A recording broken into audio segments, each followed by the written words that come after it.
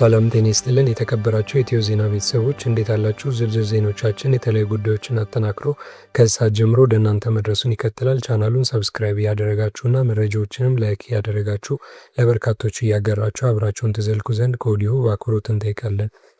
በሽሬ አካባቢ ስለተቀሰቀሰው ውጊያ የወጡ አዳዲስ መረጃዎች። ስለ ውጊያው የተሰማው አዲስ መረጃ ሰሞኑን በወልቃይት ሁመራ ከተማ አቅራቢያ ኢትዮጵያ፣ ሱዳንና ኤርትራ በሚዋሰኑበት ድንበር ልዩ ስሙ ሽሬ በተባለው ቦታ በህወሓትና በኢፌዴሪ መከላከያ ሰራዊት መካከል የተካሄደው ውጊያ እንዴት ተጀመረ በሚለው ዙሪያ ህወሓት ጥቃት በማድረስ ጦርነቱን የጀመረው መንግስት ነው ሲል፣ እስካሁን ባለው ደግሞ በፌዴራል መንግስት ወገን ምንም የተባለ ነገር የለም። ህወሓት መንግስት አጠቃኝ እኔም ራሴን ተከላከልኩ በማለት ባለፈው ቅዳሜ ረፋድ በመግለጫ አደጋግሞ የተናገረ ሲሆን በእርግጥ ጦርነቱን የጀመረው ማን የሚለው ጥያቄ እስካሁን ሁነኛ መልስ አላገኘም። እንዲያም ሆኑ በርከት ያለው ዓለም አቀፍ መገናኛ ብዙሃን በጉዳዩ ዙሪያ ተከታታይ ዘገባዎችን እያወጡ ይገኛሉ።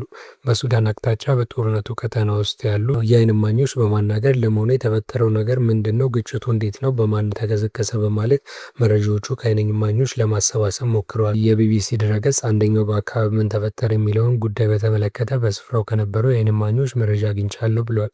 የዓይን እማኞቹ ለቢቢሲ ድረገጽ እንዲህ አሉ። በበረሃ ሁመራ ከተማ ዙሪያ በኢትዮ ሱዳን ድንበር ሰፋፊ ሜካናይዝድ እርሻዎች አሉ።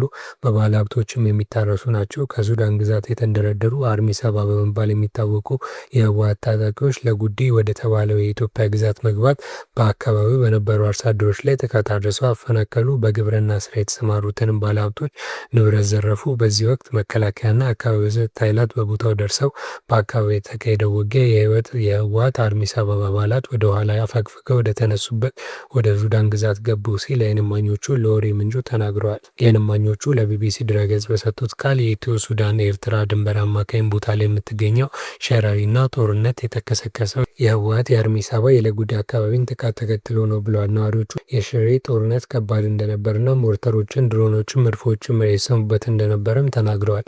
የተሰጠውን ከባድ የአጸፋ ወታደራዊ ምላሽ ተከትሎ በመጨረሻም የህወሓት ታጣቂዎች ወደ ሱዳን ግዛት ማፋግፈግ መቻላቸው ነው ያሉት። እንደ አንዳንዶቹ አገላለጽ ጦርነቱ እንደ ሌሎቹ ውጊያ ከእኩለ ሌሊት የጀመረ መሆኑን አስታውቀዋል። በርካታ ዓለም አቀፍ መገናኛ ብዙሃን ለ20 ሰዓታት የተካሄደው ውጊያ ነው ብሎታል። የመረጃ ምንጩ ጥቃት ተከፈተብኝ በማለት ያወጣውን የባለፈው ቅዳሜ መግለጫ በተቃራኒው ጥቃቱን የጀመረው አድርጎ አስቀምጦታል።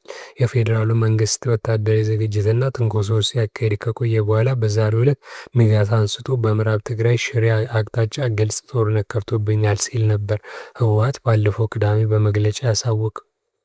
የተወደዳችሁ የቻናላችን ቤተሰቦች ለሰዓት ያዝናቸው አዳዲስ ሰበር መረጃዎች እነዚህ ነበሩ። ከቆይታ በኋላ በሌሎች መረጃዎች ድጋሚ እንገናኛለን። እስከዛው በያላችሁበት መልካም ጊዜን ተመኙ።